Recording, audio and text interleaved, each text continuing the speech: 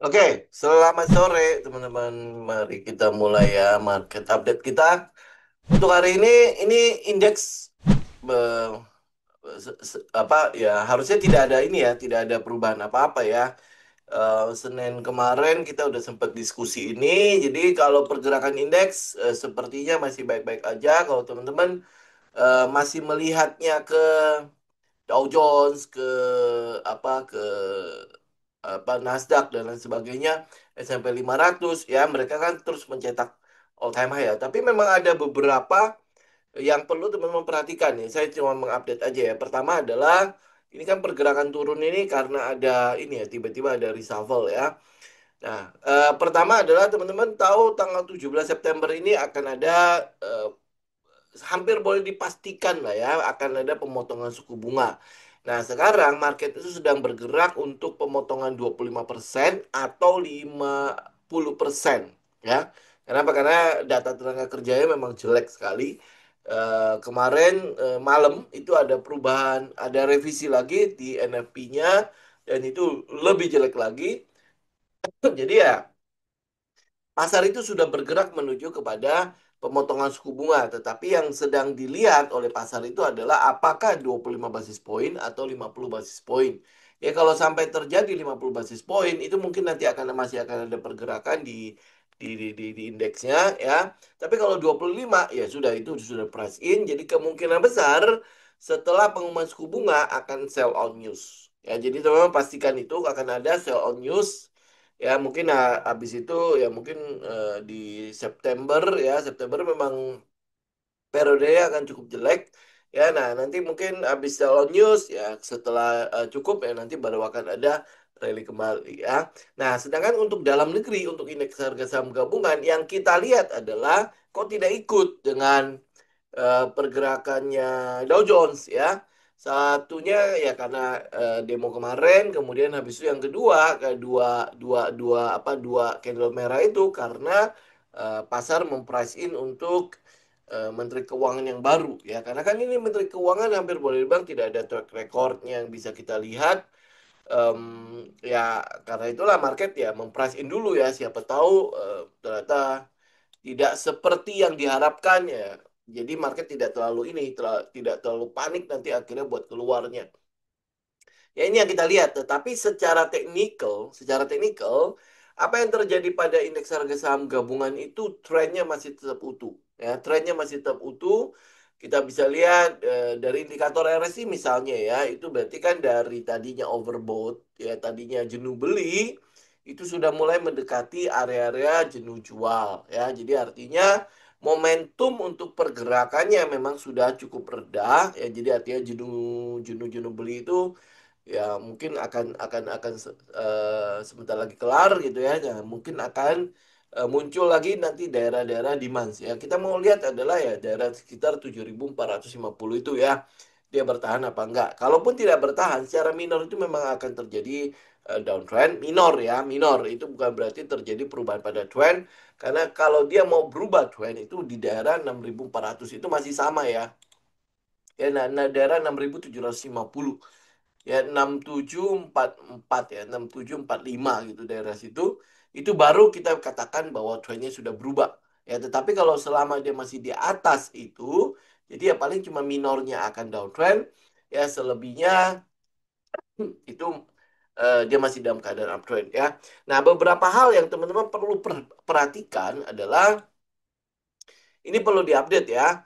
Ya satu adalah soal apa pengadilan pengadilan US itu menolak eh, perang tarif atau tarif yang sekarang lagi dikenakan oleh si Trump dianggap sebagai tarif ilegal ya. Dan itu memang lagi appeal. Appeal itu berarti banding ya. Nah, banding ini teman-teman butuh update apakah banding itu diterima apa tidak. Kalau tidak diterima, maka tarif yang berlaku sekarang akan berakhir tanggal 14 Oktober. Nah, apa konsekuensinya? Apa konsekuensinya pada indeks dan pada bursa adalah bursa itu indeks itu akan mengejar price in lagi karena kalau sampai itu dibatalkan, maka pemerintah US itu butuh menyediakan hampir kurang lebih 100 miliar ya, 100 miliar US dollar untuk mengembalikan apa yang sudah sudah ditarik sebagai tarif import ya. Jadi yang kayak di Indonesia 19 ya, yang lain 15 dan lain sebagainya itu butuh dikembalikan ya, butuh dikembalikan. Nah, kalau diterima, maka tarif ini bisa berlaku sampai 2026 sampai keputusan pengadilan itu diambil ya, mungkin akan sampai ke 2026. Nah, yang kita harapkan adalah ya pengadilan nerima lah. Itu aja udah ya. Dia terima, jadi kita bisa lewatin 2025 selesai gitu ya. 2026 ya udah urusan tahun depan lah ya. Itu butuh teman-teman update. Jadi kalau seandainya tidak diterima, nah, lu akan lihat rontok semua tuh ya. Semua apa indeks-indeks itu akan rontok. Jadi nggak usah apa nggak usah nanti oh, udah rontok baru ini kenapa ya dan lain sebagainya ya itu itu pasti akan rontok. Kenapa? Karena eh, tadi kan market skeptis dengan tarif ini kan, karena dia akan membuat ya perekonomian gimana lah gitu kan. Tapi sekarang market itu mulai melihat bahwa kelihatannya akan ada apa sesuatu yang bagus untuk perekonomian US gitu kan. Nah, tetapi akhirnya pengadilan memutuskan bahwa ini ilegal. Nah, kalau ini ilegal, maka ya udah, market ya tidak memprice in untuk itu lagi ya. Jadi dia butuh price in untuk kenyataan bahwa ternyata pemerintah US itu butuh mengeluarkan uang lagi. Memang yang tadi dia udah kumpulin, tadi kan bisa nutupin defisitnya tuh ya. Nah, sekarang harus dikembalikan. Ya, dikembalikan berarti defisitnya akan tambah besar. Nah, kalau defisit tambah besar, suku bunganya kan masih turunnya setengah-setengah tuh. Ya, jadi akhirnya ya market ya mempricing untuk sesuatu yang mungkin akan lebih jelek gitu ya. Nah, kalau melihat keadaan seperti sekarang, kelihatannya sih lobby-lobbynya itu pasti akan diterima. Jadi ya kita mungkin nanti baru akan berhadapan dengan keputusan pengadilan soal legal atau tidaknya tarif ini itu di 2026. Jadi kelihatannya kalau teman-teman lihat dari psikologi market ya, kita lihat S&P 500 ya. S&P 500 itu kan sekarang all time high, all time high, all time high terus ya. Dia bergerak lagi sekarang all time high. Jadi nanti mungkin ntar malam mungkin akan jadi ada all time high lagi karena sedang dikejar untuk penurunan suku bunga kan. Ya, nah ini jelas sudah masuk ke dalam tahap yang namanya euforia di S&P 500. Jadi kalau nanti setelah news tentang pemotongan suku bunga kemudian terjadi koreksi, ya kita belum tahu ya nanti dia akan koreksi sampai mana karena high-nya kan belum kita belum tahu ya. Nah, ya cuma mungkin ada lihat beberapa support lah di daerah 6.400, 6.300 dan em, itu akan ada beberapa support di daerah S&P 500. Tapi kalau lihat pergerakannya secara psikologi market ini sudah jelas akan masuk ke dalam fase di mana euforia itu terjadi. Ya, euforia. Kalau oke, mungkin nanti setelah sell on news untuk pemotongan suku bunga kan dia akan ada taking profit lah ya, taking profit. Nah, tapi itu bukan berarti market ini udah selesai loh ya. Ya, kalau seandainya si pengadilan menerima bandingnya Trump, ya berarti kan market masih utuh nih. Ya, belum ada sentimen-sentimen yang benar-benar akan kita bilang apa yang membuat si market ini koreksi. Ya, karena belum ada, jadi kita masih akan lihat akan ada satu rally lagi di mana euforianya itu akan lebih kencang lagi. Ya, euforia akan lebih kencang lagi. Nah, itu S&P 500. Demikian juga kalau teman-teman lihat dari indeks harga saham gabungan itu juga sama. Apakah sekarang sudah euforia? Belum. Ya, orang orang masih ini ya, masih ya agak-agak takut lah ya. Kemarin demo turunin, wah ini kayaknya nggak jadi nih lebih tinggi lagi ya 8.250 mana mungkin bisa dicapai dan sebagainya kan. Ya, jadi orang masih berpikir nih bahwa oh ini kayaknya nggak jadi nih rally-nya kan. Ya, jadi euforianya itu belum terbentuk sama sekali di indeks harga saham gabungan. Beda banget dengan S&P 500, beda banget dengan Nasdaq. Ya, jadi kalau misalnya nanti ya kalau ini semua udah lewat ya, market udah mulai melihat ada aksi-aksi dari Menteri Keuangan kita yang baru ini ya, apakah omongannya lebih gede daripada tindakannya atau tindakannya ternyata cukup mensupport apa program-programnya apa Presiden Prabowo ya. Nah, itu nanti pasti market akan mulai melakukan adjustment lagi kan. Nah, begitu ini sideways ini kelar, dia break. Nah, teman-teman mungkin nanti akan lihat euforia itu akan terjadi. Nah, kita mungkin harus menunggu itu adalah laporan keuangan Q3. Ya, karena kalau di dalam negeri hampir boleh bilang tidak ada katalis. Hampir boleh bilang tidak ada katalis. Katalis yang sedang kita yang sedang dituju oleh market itu kan adalah katalis-katalis yang akan berlaku di tahun depan ya 2026 ya. Ya di era PBN 2026 dan sebagainya. Itu mungkin yang dikejar oleh market tahun ini ya.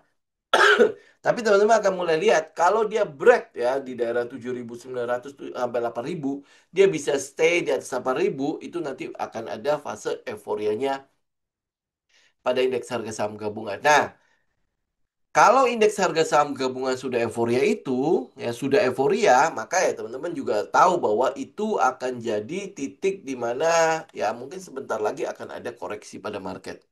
Ya, koreksi pada market itu bukan berarti setelah dia rally 1 bulan, 2 bulan, kemudian habis itu koreksi ya.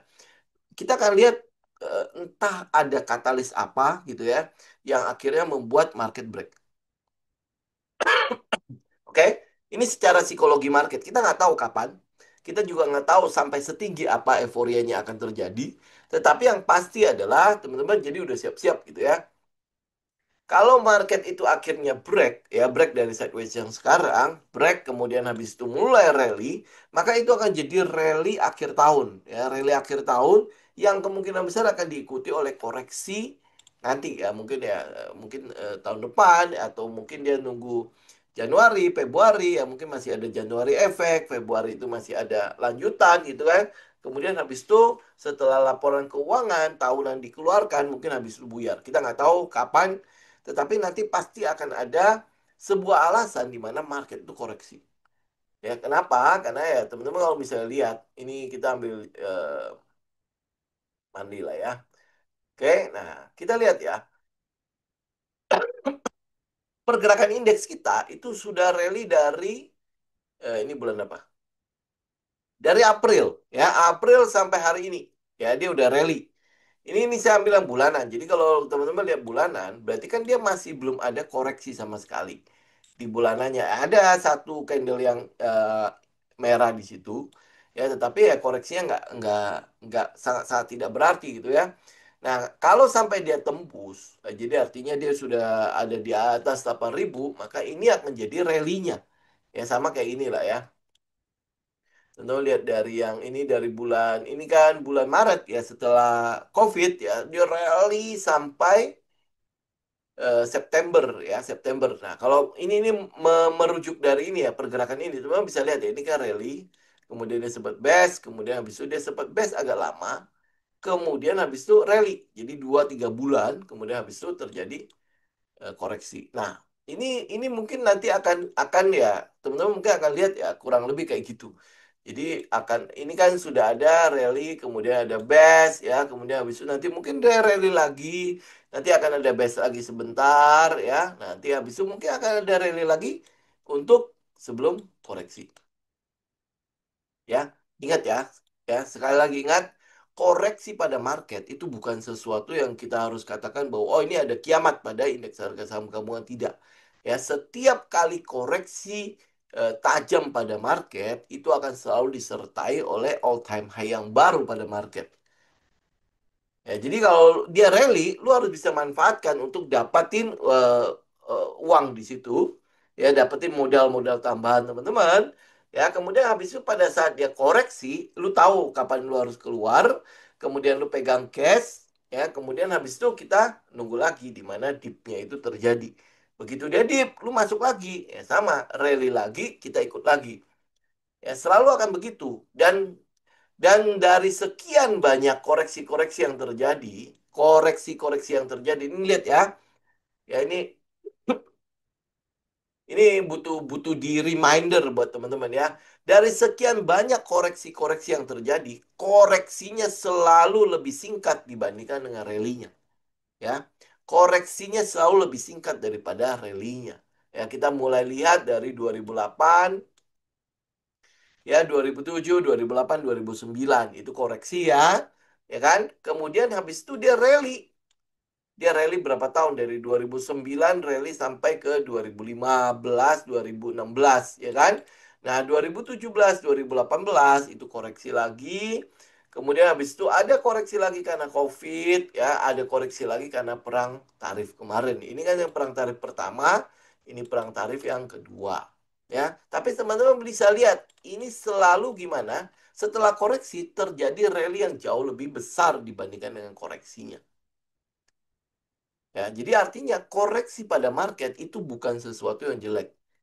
Pada saat dia rally lu udah di dalamnya, lu bisa nikmati cuan-cuannya lu kumpulin, jadi artinya modal lu kan bertambah tuh, ya. Nah, pada saat dia koreksi pada market, lu punya modal jauh lebih besar dibandingkan dengan koreksi yang kemarin. Betul nggak? Ya, sehingga lu bisa ngambil lagi. Di situ compoundingnya terjadi. Oke? Ya, jadi ya teman-teman sekali lagi untuk indeks harga saham gabungan lu nggak usah khawatir. Kenapa? Karena secara teknikal dia masih utuh kecuali dia ngebreak 6.750. Ini untuk sekarang ya, kondisi sekarang ya. Jadi nanti kalau dia udah mulai rally kemudian lu masih berpatokan di sini ya enggak kan kita pasti udah ada low yang baru ya, low yang lebih kuat yang baru sehingga ya kita nggak perlu nunggu sampai dia 6.700. Pasti nanti akan ada low yang baru di atas ya sehingga nanti kita adjust ya. Tapi untuk sekarang, kondisi sekarang, lu mau lihat dia break trend, maka dia butuh turun sampai ke 6.745. Jadi itu masih cukup jauh. Ya secara minor ya di sini daerah 7.450. Ya secara minor. Jadi kalau minornya dia turun, ya artinya kan secara struktur kan teman-teman tahu ya. Ini kan pergerakan strukturnya nih.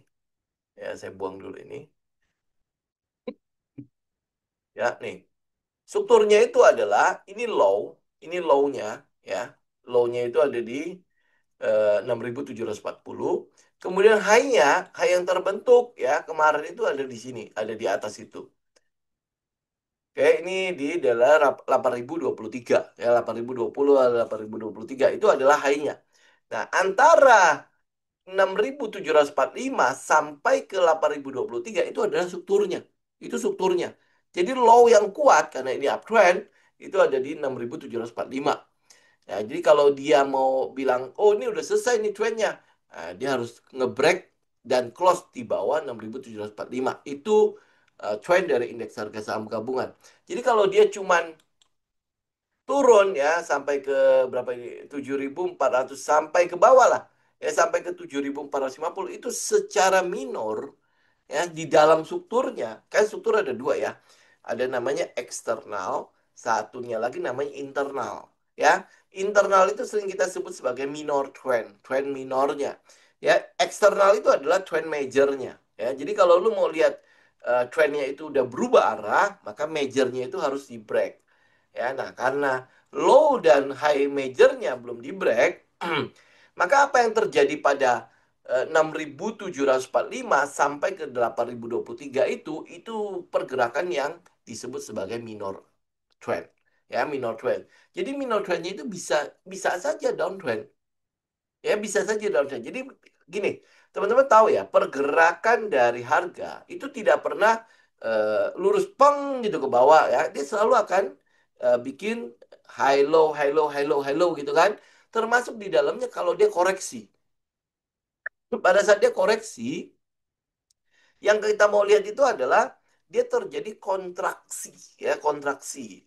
Bahasanya jangan terlalu tinggi ya nanti salah lagi katanya ya jadi kalau misalnya nih ya dia kan naik nih ini kan naik ya maka pada saat dia koreksi itu harus membentuk high low high low high low gitu ini namanya kontraksi jadi semakin lama dia akan semakin mengecil koreksinya.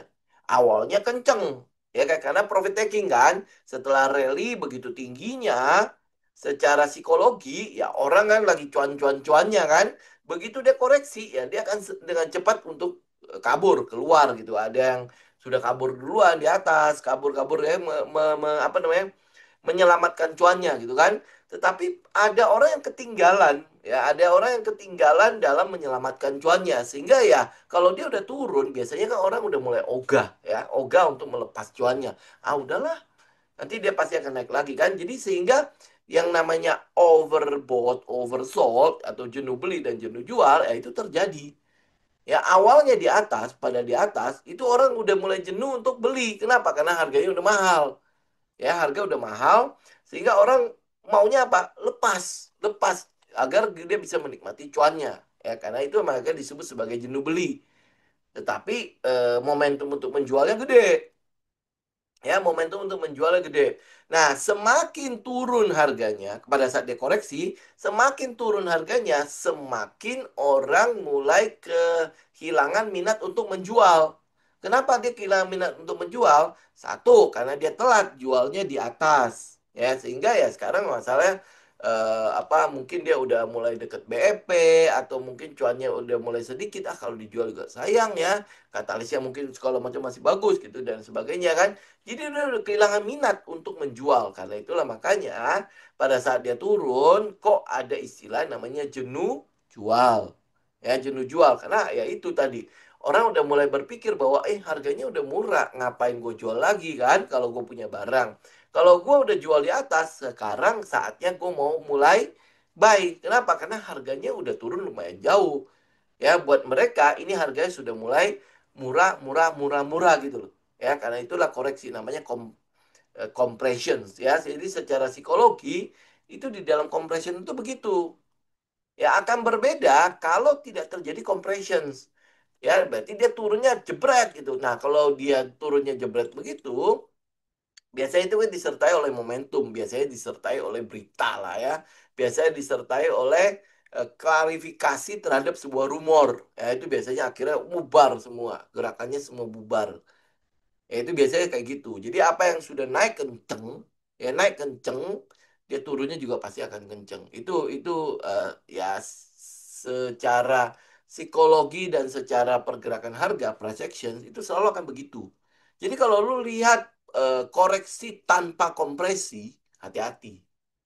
Ya dia akan terjadi namanya kompresi. Selalu akan terjadi kompresi karena pasti ada orang yang berpikir bahwa ini murah, ada yang berpikir ini mahal. Selalu akan ada dua pihak itu. Ya, nah, siapa yang kalau harganya di atas, siapa yang berpikir itu mahal, yaitu mereka yang sudah mulai menghitung lah, ya, atau sudah ngambil dari daerah bawah, ya, begitu dia sampai ke atas, ya mereka pasti ngitung ini mahal. Kenapa? Karena posisi gue udah cuan segini loh. Ya masa gue beli lagi, ya kan? Ya padahal gue dulu udah beli di harga murah. Nah, mereka pasti akan berpikir ini mahal. Apakah ada yang berpikir itu masih murah? Ada, pasti ada. Ya pasti ya masih ada yang berpikir ini murah. Kenapa? Karena mereka eh, apa namanya em, eh, terdistorsi atau terganggu ya secara mental oleh apa yang terjadi di sekitarnya. Ya, ini secara psikologi mengatakan bahwa itu masih murah. Beli, beli, beli karena dia masih bisa naik lagi. Masih ingat gak waktu SSIA? Ya, SSIA di mana di situ ada Jarum masuk, kemudian TPIA masuk, harga udah selangit kan? Ya lu lihat komen-komen di situ. Ya komen-komennya mengatakan apa? Masih murah ini, masih murah. Ya beli, beli, beli, beli. Itu jelas sudah mahal. Ya, itu jelas sudah mahal. Jadi udah kalau teman-teman ngitung itu jelas udah mahal. Ya. Nah, jadi makanya kalau saya bilang ya, apa yang membedakan retail dengan smart money adalah urusan di soal data. Ya, kenapa penting banget kita mengetahui sebuah story? Kenapa penting banget kita mengumpulkan data-data? Ya, agar apa? Agar distorsi antara apa yang dilihat oleh smart money dengan apa yang dilihat oleh kita sebagai retail itu nggak jauh.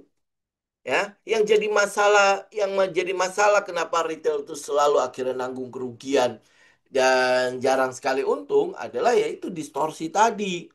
Ya, retail itu selalu masuk pada saat apa? Harga kenceng naiknya. Ah, ini nih, smart money dateng nih. Itu kan smart money ada di situ. Ya kan? Nah, sedangkan smart money dia tidak masuk karena harga bergerak. Dia justru mengumpulkan barang berdasarkan data dan data itu belum terjadi menjadi realita. Ya kan? Nah, retail masuk karena harga bergerak disebabkan oleh berita yang sudah menjadi realita. Paham nggak? Ya, paham ya? Jadi smart perbedaannya cuma di situ saja. Ya, jadi kalau lu mau jadi smart money, kumpulkan data.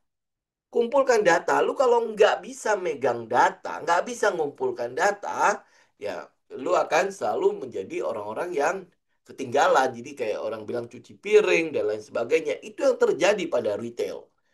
Nah, itu juga sama dengan kenapa ini kalau misalnya saya boleh itu ya, boleh nyambung ke kenapa sampai kita bisa termakan oleh hasutan-hasutan waktu demo dan lain sebagainya, karena kita kekurangan data, ya. Demo awalnya kan cukup bagus, ya. Semua itu bagus kan dia apa sedang memperjuangkan apa yang menjadi ketidakadilan, you know? Ya, tetapi yang jadi masalah adalah penyusup-penyusup ini nih. Ya, nah penyusup-penyusup ini mampu memainkan psikologinya hampir boleh bang. Kan teman-teman tahu ya ketidakadilan itu kenapa ya? Karena gap kan. Ya, gap antara penghasilan ini cuma duduk tiduran doang gitu ya di sebuah gedung ya. Kita setengah mati ngumpulin uang, nggak seenak itu gitu kan. Jadi otomatis gap ini kan pasti akan menimbulkan ketidakadilan ya, kecemburuan sosial kan.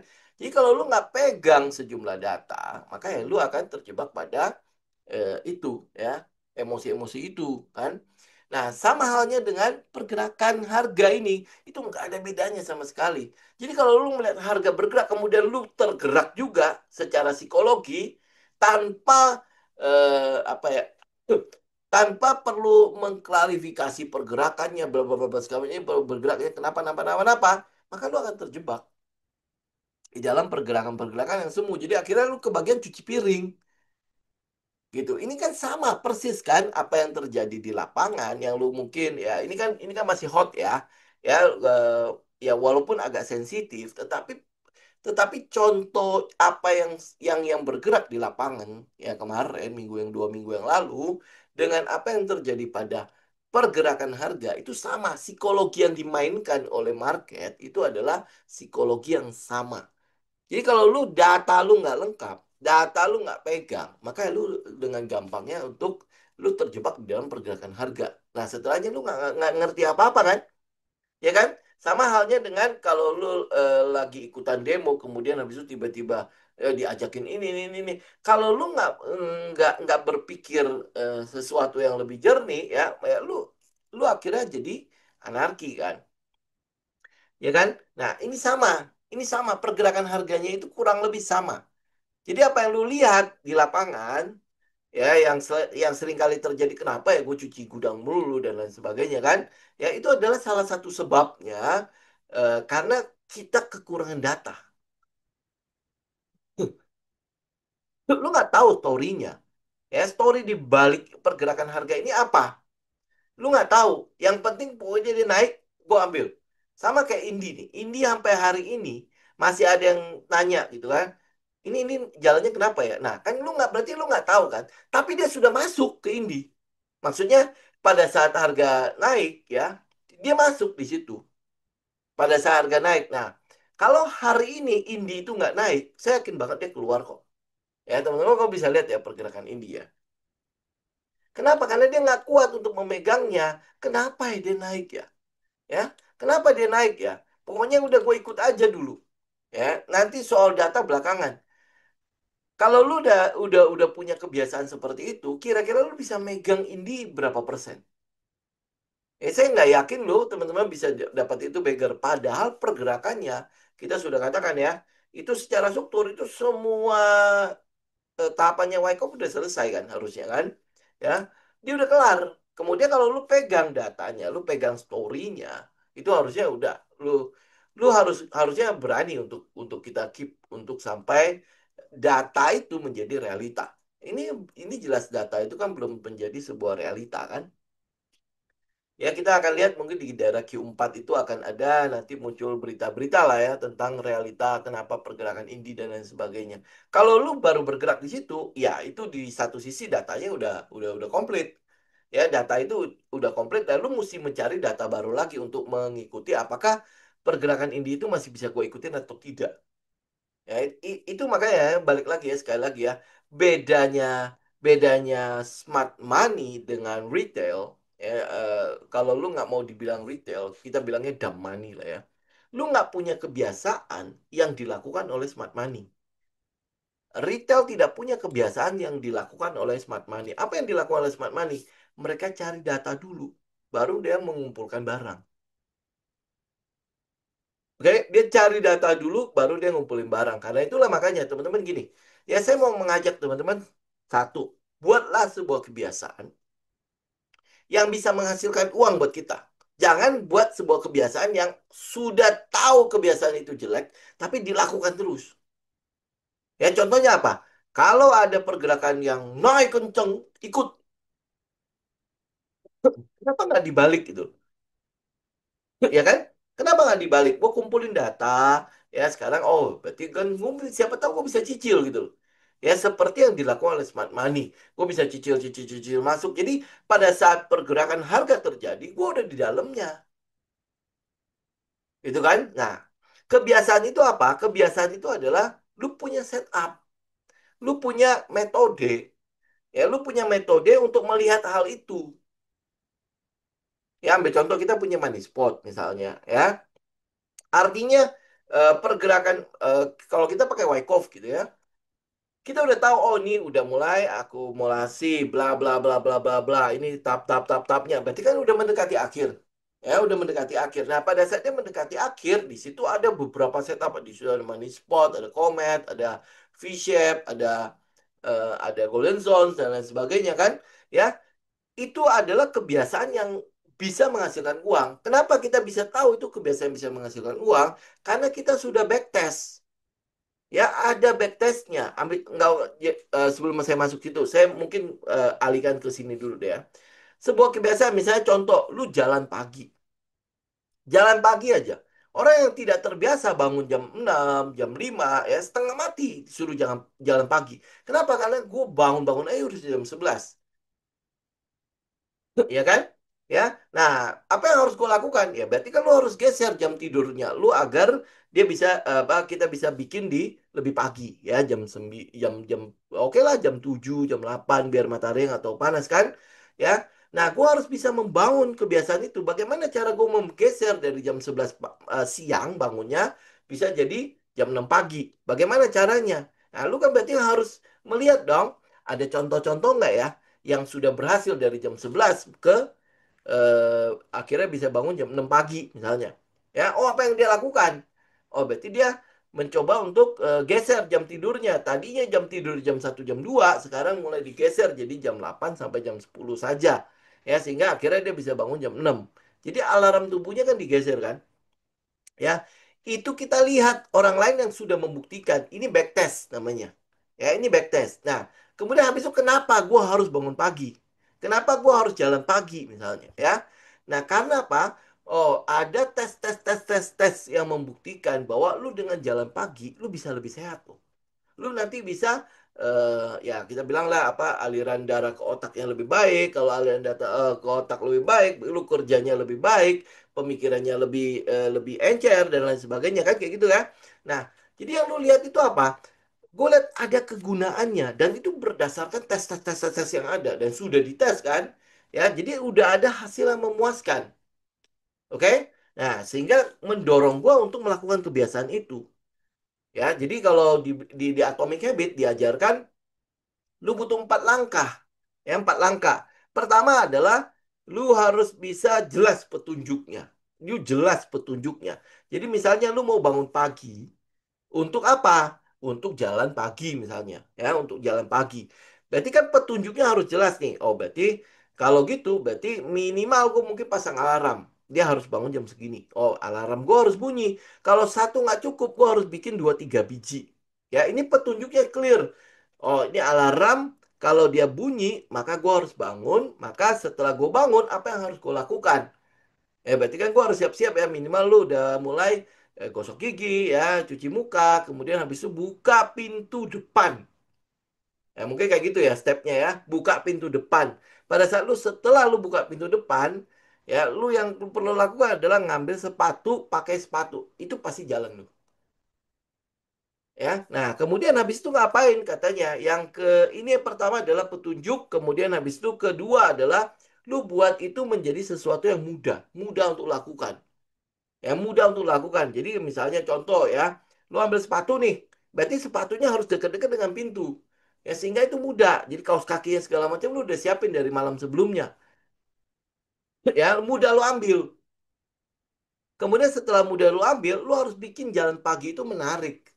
Apa yang membuat lu menarik jalan pagi ya? Mungkin lu apa ya, lu pasanglah Shopee Five lah ya sambil jalan atau mungkin lu harus mencari sebuah tempat yang jauh lebih bagus suasananya ya, mungkin alam dan lain sebagainya sehingga menarik lu untuk mau melakukannya.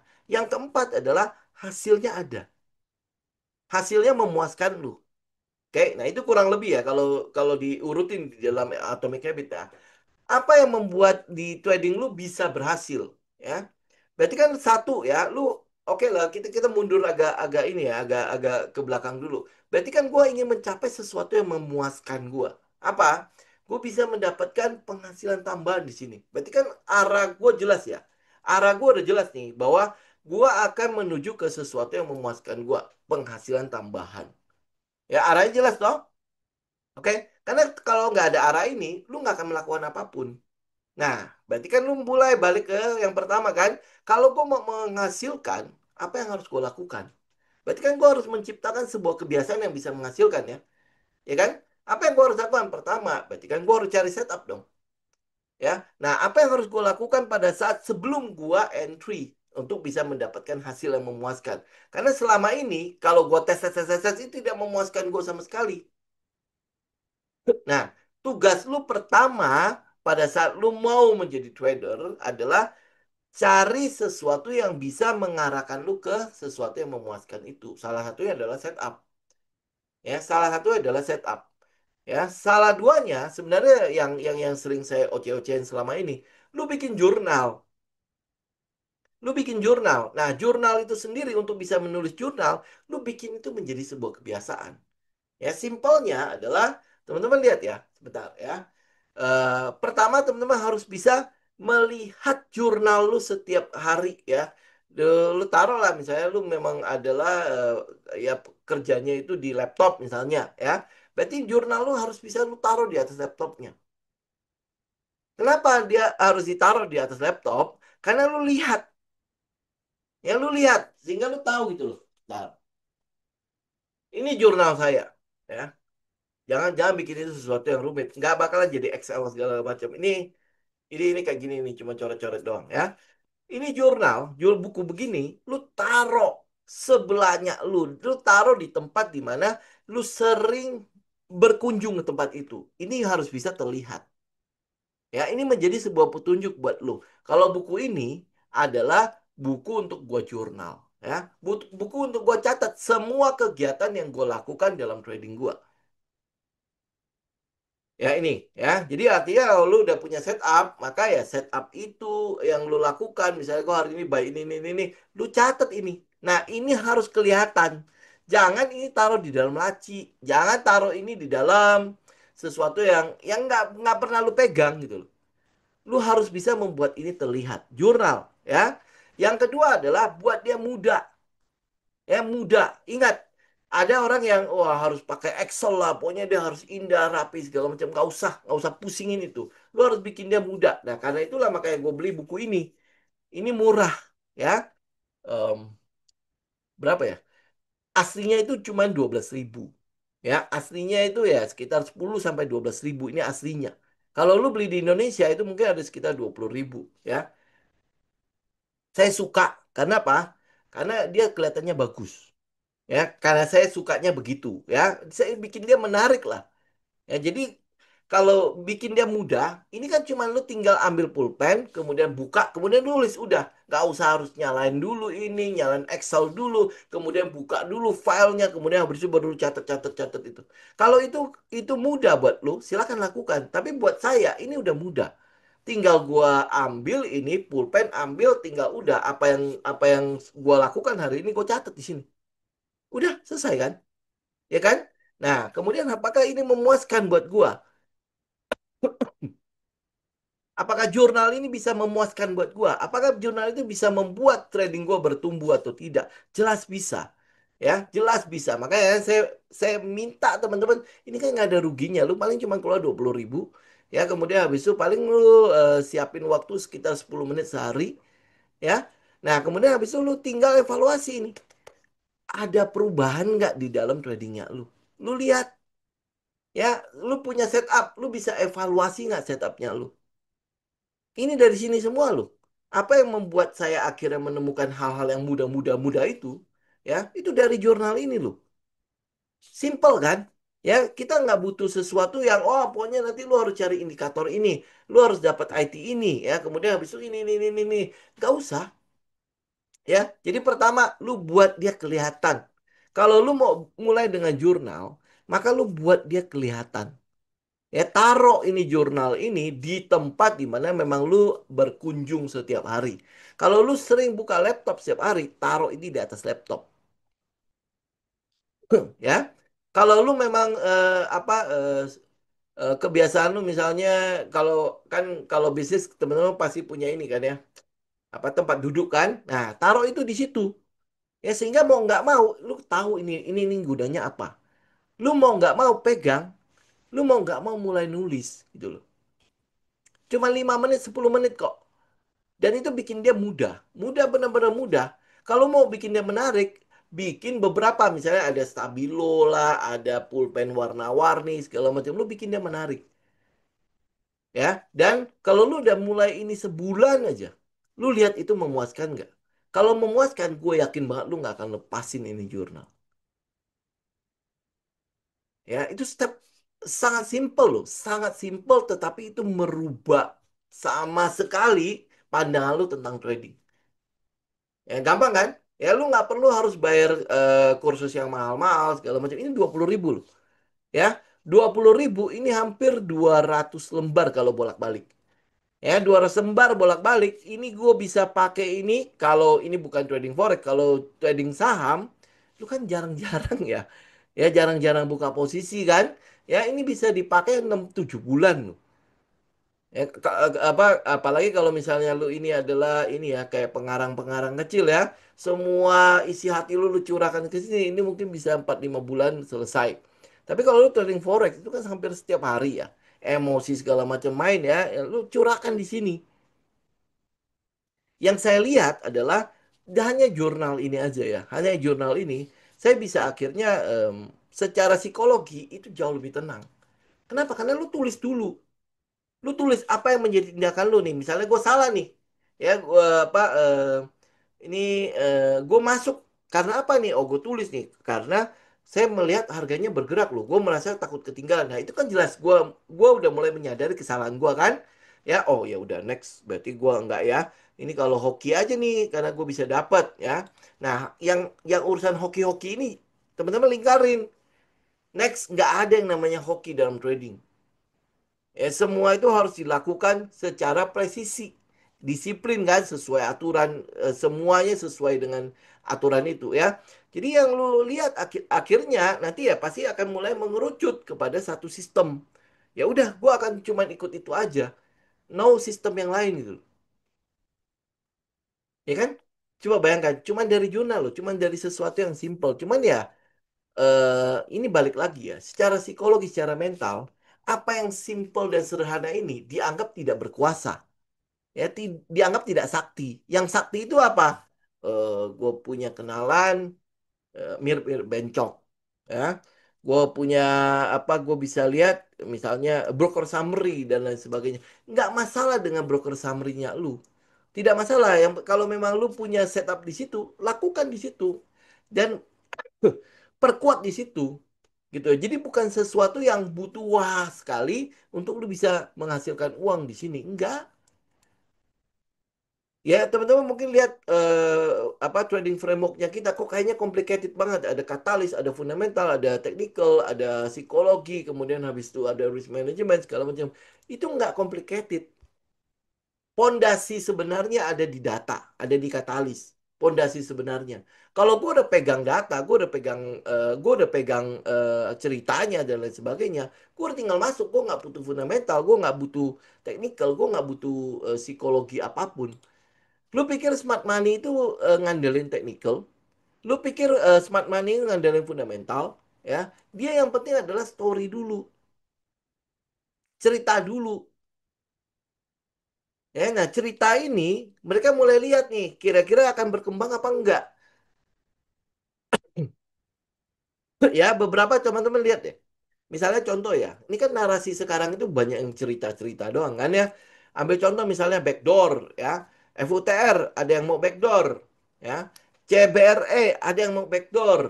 Ya, uang ada yang mau backdoor ya. Di situ mungkin kecium lagi ada em, apa uang satu lagi apa ya? Bufa dan lain sebagainya. Itu kan semua narasi doang. Dulu lihat teknikalnya ada nggak? Apakah lu berani masuk FUTR? Pasti lu bilang, oh itu sudah jenuh beli. Ya kan? Sudah jenuh banget kan? Ya, tetapi lu masuk juga. Apakah lu memperhitungkan teknikal di situ? Pasti tidak. Apakah yang menggerakkan harga itu memperhitungkan teknikal? Ini udah jenuh nih, berarti jangan arah-arahan lagi. Kan tidak. Ya, ada story yang mendasari pergerakan harga itu sehingga mereka berusaha untuk secepat mungkin memprice in story itu. Ya, soal nanti akhirnya menjadi realita atau tidak, itu urusan nanti. Yang penting kan story dulu kan. Lihat nggak pergerakannya? Ya sekarang udah mulai kebuka. Kenapa? Karena indeksnya sedang turun ya, makanya dibuka. Kalau nggak mungkin lu bisa dapetin barang itu. Nah, begitu udah dibuka, lu berani masuk nggak sekarang? Ya, story-nya semua masih utuh loh. Nggak ada story yang berubah sama sekali. FUTR story-nya masih tetap sama, tidak berubah. CBRE itu story-nya masih tetap sama. Dari yang asetnya sekian dia bisa beli kapal 1T, tidak ada yang berubah. Ya kan? Nah, pertanyaannya kenapa nggak berani beli lu? Ya kan? Kenapa? Karena lu nggak punya data tentang story-nya. Gitu. Apakah gua akan beli FTR ya? Pasti enggak. Gua akan menunggu dia di tempat yang gue mau. Sesuai dengan setup gua dong. Karena gue melakukan sebuah kebiasaan yang berulang. Dan gue tahu kebiasaan itu menghasilkan uang buat gua. Ya kalau dia di luar kebiasaan itu. Misalnya FTR nih udah kebuka nih. Ayo masuk aja hajar. Tapi di luar kebiasaan gua. Ya gue nggak pede. Ya, gua pasti akan berpikir bahwa ah, ini kalau gimana nih, kalau seandainya nanti dia merah, gua harus keluar dong. Gitu aja. Jadi gua akan lebih menunggu di mana kebiasaan itu terjadi ya. Ambil contoh misalnya kayak Kija. Ya, Kija SSIA kan. Nah, mungkin sekarang teman-teman mungkin akan lihat Kija itu jauh lebih menarik daripada SSIA. Ya, kelihatannya seperti itu. Kenapa ada data yang mulai kebuka dari Kija? Yang tadinya mungkin kita juga nggak lihat gitu. Ternyata ada cake di situ. Ya cake-nya Kendal ada di situ ya. Tetapi ya apakah SSIA menjadi tidak menarik? Ya tidak juga gitu kan. Ya kalau lu pegang datanya, ya berarti lu bisa mempertimbangkan gue mau ambil yang mana nih antara Kija atau SSIA. Ya kalau menurut kebiasaan gua akan ngambil Kija. Kenapa? Karena dia ada di daerah di mana sesuai dengan setup gua, sesuai dengan kebiasaan yang gua lakukan, gua akan ambil itu dulu. Dia kan karena cocok gitu secara cerita ada, kemudian habis itu dia sesuai dengan setupnya, fundamental segala macam semua clear ya, gue masuk situ, gitu kan? Nah kalau misalnya SSIA ternyata sesuai juga dengan setup gua, ya tinggal dipertimbangkan. Lu kalau sudah punya Kija, apakah lu tetap akan pegang Kija atau lebih menarik SSIA? Itu menjadi sebuah kebiasaan. Nah kebiasaan-kebiasaan ini bisa lu deteksi kalau lu punya jurnal. Sekali lagi, kalau lu punya jurnal itu selalu akan ada pola-pola yang berulang dan pola itu menguntungkan lu atau tidak. Pola itu memuaskan lu atau tidak. Ya, kalau itu memuaskan, lu ulangi. Kalau dia tidak memuaskan, ngapain lu ulangi? Betul nggak? Ya. Nah, jadi apa yang teman-teman lakukan sekarang? Misalnya lihat harga naik, langsung kejar. Nah, lu kalau catet, itu memuaskan lu nggak? Kalau tidak memuaskan lu, berarti ini sebuah kebiasaan yang jelek kan? Ya. Nah, bagaimana membuat kebiasaan jelek ini tidak terulang? Buat dia susah. Buat dia tidak kelihatan. Ya, buat dia tidak menarik. Dia cuma dibalik doang. Ya, kalau itu kebiasaan yang bagus, buat dia kelihatan. Buat dia kelihatan, buat dia mudah, buat dia menarik. Kalau itu kebiasaan baik ya. Kalau itu kebiasaan jelek, maka buat dia tidak kelihatan. Ya lu tidak akan, gua pokoknya ada yang ngomong nih, wah ini bagus nih, ya saham uang nih bagus nih, ya. Kalau dulu lu langsung jebret, ya ambil itu aplikasi, buka aplikasi, kemudian habis itu ketik langsung sahamnya, kemudian habis itu langsung buy. Nah buat dia susah, ya buat dia susah, buat dia tidak kelihatan. Oh uang ya, ah, udahlah, tinggal pokoknya nggak usah lu lakukan apa-apa, tinggal pulang sampai ke rumah baru lu cek cek cek cek cek, bener nggak ya? Ya, baru buat dia tidak kelihatan, buat dia susah, buat dia tidak menarik. Maka lu tidak akan mengulangi kebiasaan-kebiasaan jelek itu. Tapi masalahnya adalah kita seringkali tidak tahu apakah yang lu lakukan itu jelek atau baik. Ya, sampai modal kita udah nggak ada, baru oh ternyata jelek ya. Tetapi yang jadi masalah adalah kita sering tidak belajar, tapi ngulangi lagi kebiasaan tersebut. Ya makanya tidak pernah lu kelar kan cycle of doom-nya lu kan, lingkaran setan itu tidak pernah kelar kan. Kenapa? Karena lu nggak mau kelarin. Lu mau cari yang mudanya aja. Ya lu mau cari mudah ya. Kalau gue cerita sepanjang lebar begitu lu merasa susah. Ya kan? Lu merasa susah. Coba bayangkan. Buku ini buku ini saya bawa pulang. Ya, saya beli itu hampir sekitar 15-an kalau nggak salah. Ya saya bawa pulang. Nah, hitungan saya 15 setahun cukup lah ya. Ya, tinggal nanti kalau misalnya balik lagi, saya tinggal beli lagi kan. Ternyata di Indonesia sudah ada ya. Kalau Indonesia sudah ada ya sudah. Ya kalau ini kan susah nih kalau gua harus balik lagi ke situ, kemudian habis itu baru beli kan. Oh ternyata di Indonesia ada ya. Gue tinggal buka Shopee, buka Tokopedia, beli aja di situ selesai. Ya tapi ada orang yang merasa bahwa dengan membuka Shopee, membuka Tokopedia itu susah. Ya terutama bapak-bapak lah ya. Kita kan tidak tidak terlalu senang dengan belanja-belanja kan, tapi kan ini sesuatu yang lu butuhkan. Ya belanjanya sekali langsung aja hajar 10 buku kan. Itu kan 10 buku 20.000 cuma 200.000. Ya ambilnya udah taruh aja di situ. Ya jadi nggak perlu kita beli-beli lagi kan. Kalau memang lu susah untuk membuka-buka aplikasi begitu kan, ya udah selesai. Kalau enggak, ya lu begitu ke mall ada Gramedia, masuk aja situ, beli aja bawa pulang. Ya, itu kan sesuatu yang harusnya mudah. Kalau lu punya niat. Kalau lu nggak punya niat untuk berubah, ya maka ya udah ini semua akan susah.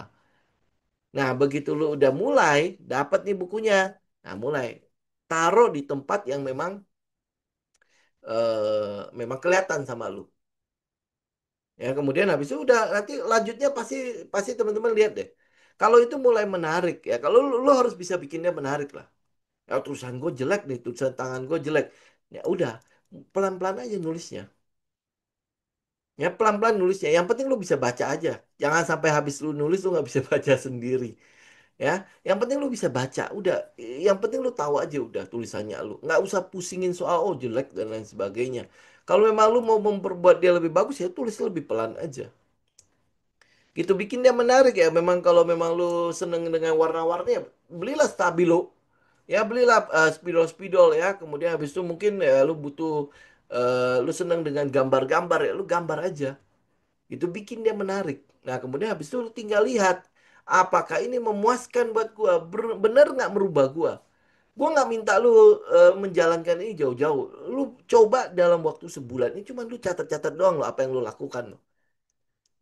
Ya, kemudian habis itu lu lihat kembali catatannya lu.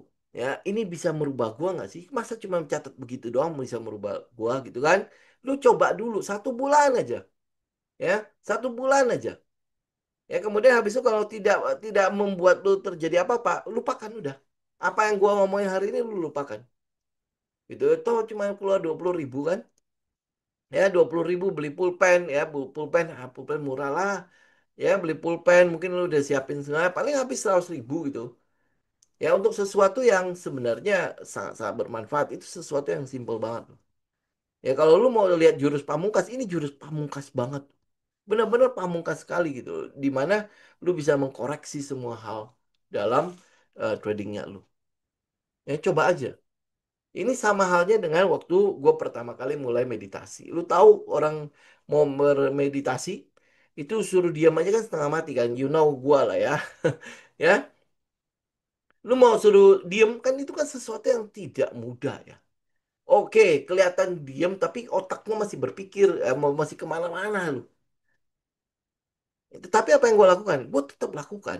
Dan itu tetap kelihatan. Jadi akhirnya gue beli ini matras. Tahu kan ya matras yang itu yang kayak jingkrik itu. Ya, agar agar membuat suasana itu seperti waktu gue belajar. Ya, waktu belajar kan enak tuh ya kalau teman-teman di Bali berarti daerah Ubud itu kan enak tuh bener-bener wah, apa diajakin sampai ke air terjun kalau macam kan oh itu sih emang tenang banget ya. Ya, memang suasananya enak banget. Nah, gue bikin seperti itu. Caranya gimana ya? Gue carilah suara air terjun. Kalau nggak bisa, gue bikin. Cara gue bikinnya, ya akuarium. Akuarium kan dia pasti ada tetesan air kan? Nah, lu pasti akan seperti itu. Gue bikin seperti apa yang gue rasakan waktu gue belajar. Oke, bikin dia terlihat. Memang itu menarik dan itu mudah. Itu mudah dan setiap kali lu lihat tempat itu ya ya udah lu lakukan aja. Dan itu menurut gua cukup memuaskan gua. Gua jauh lebih tenang gitu. Jauh lebih tenang dalam menghadapi bukan cuma trading dalam hidup juga gua jauh lebih tenang. Ya kalau dulu gua kan orangnya lumayan panikan ya. Kenapa? Karena selalu mengantisipasi segala hal. Ya mengantisipasi segala hal. Ya, jadi gue nggak mau ada yang lost nih. Apa yang sudah gue antisipasi. Contoh misalnya 2026 kita tahu itu tahun yang tidak terlalu bagus-bagus banget kelihatannya ya. Di mana semuanya. Nah, yang gue lakukan selama ini adalah gue melakukan antisipasi. Jadi gue udah mempersiapkan 2026 itu jauh sebelumnya. Gitu ya. Sehingga nanti kalau kejadian gue nggak kaget-kaget gitu. Itu sesuatu yang bagus. Sesuatu yang bagus. Tapi kan fokusnya jadi ketakutan ya. Ya, jadi akhirnya ya apa ada banyak hal yang harusnya gue lakukan itu menjadi tidak gue lakukan. Ambil contoh misalnya liburan gitu kan, harusnya ke tempat-tempat yang memang kita udah sepakat mau pergi kan, anggalah kita tarik dulu ke tempat lain gitu, ya yang mungkin apa bisa lebih murah kayak gitu ya, ya untuk persiapan itu.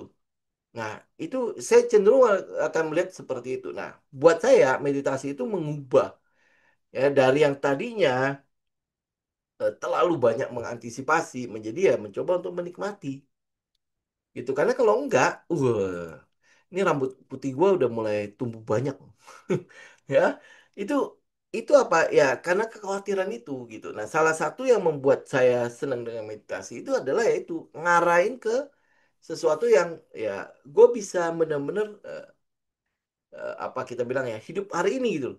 Ya hidup saat ini. Nah, di dalam training juga sama kan. Itu yang lu lakukan. Jangan angan-angan dulu ini. Wah, India akan jadi 1000% dan lain sebagainya. Enggak usah. Ya, lu mikir dulu step lu. Kalau lu mau mulai sesuatu itu baik, sesuatu itu benar, hasilnya pasti bagus. Betul nggak? Ya, ini yang saya lihat gitu. Ya, dan semua itu mulai dari jurnal.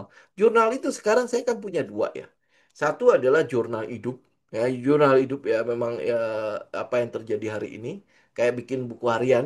Yang dulu kalau teman-teman zaman-zaman angkatan saya, lu tahu lah buku harian itu seperti apa. Jadi lu menulis segala sesuatu yang terjadi hari itu, kemudian lu syukuri kan. Ya, satunya lagi adalah jurnal trading. Itu dan cobalah, coba coba coba. Ini sesuatu yang simple, ya, sesuatu yang saya tawarkan simple sekali. Keluar uangnya juga sedikit, cuman butuh effortnya lu aja. Ya, coba lakukan. Kalau soal setup kan segala macam banyak tuh di di YouTube segala macam itu banyak sekali. Ya, yang langkah-langkah untuk mengubah kita menjadi lebih baik itu yang sering tidak dibicarakan kan. Karena kalau dibicarakan kayak sekarang nih, ya gue yakin banget ini kalau gue upload ke YouTube juga nggak akan menarik. Ya tidak akan menarik gitu. Kenapa ya? Karena eh, yang yang teman-teman butuhkan sebenarnya adalah hari ini gue baik apa ya? Ya kemudian habis itu ya udah dikasih tahu baik apa juga lu nggak belum tentu lu tahan gitu loh untuk ngeholdnya.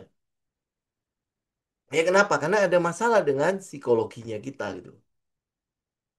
Ya, oke? Jadi ayolah, ayo ubah ubah menjadi lebih baik sedikit gitu. Ya sedikit aja, lu geser aja. Geser aja beberapa derajat. Ingat loh ya, pesawat terbang itu kalau geser berapa derajat aja. Cuman nggak sampai 10, 5, 6, 3, 4 derajat ya. Itu tujuannya udah jauh berbeda loh. Ya kalau lu mau lebih baik, geser aja sedikit gitu. Makanya dibilangnya atomic habit kan. Ya nggak usah merubah secara ekstrim. Ubah aja sedikit. Ya, bagaimana cara gue bisa merubah trading gue menjadi lebih baik? Lu bikin jurnal. Sesuatu yang simple, gampang. Sedikit aja berubah. Sedikit aja berubah. Cuman nyiapin waktu 5 sampai 10 menit setiap hari. Tulis jurnal. Ya tulis aja apapun yang lu rasakan, lu kenapa beli itu dan lain sebagainya, lu tulis kenapa beli harga segitu, lu tulis aja. Ya, hanya 5 sampai 10 menit setiap hari. Gua nggak minta lu berubah, oh nanti harus lu keluarin uang 100 juta untuk beli sistem ini. Ya, keluarin uang apa untuk langganan ini, langganan itu, langganan ini. Wah, beli apa trading view, harus yang premium dan lain sebagainya. Saya udah tidak menggunakan premium. Ya, bahkan apa sebenarnya teman-teman nggak perlu pakai trading view pun oke gitu kan. Karena beberapa akun sekuritas sudah kerjasama sama trading view. Dan itu kurang lebih sama. Dan live lagi, ya kan?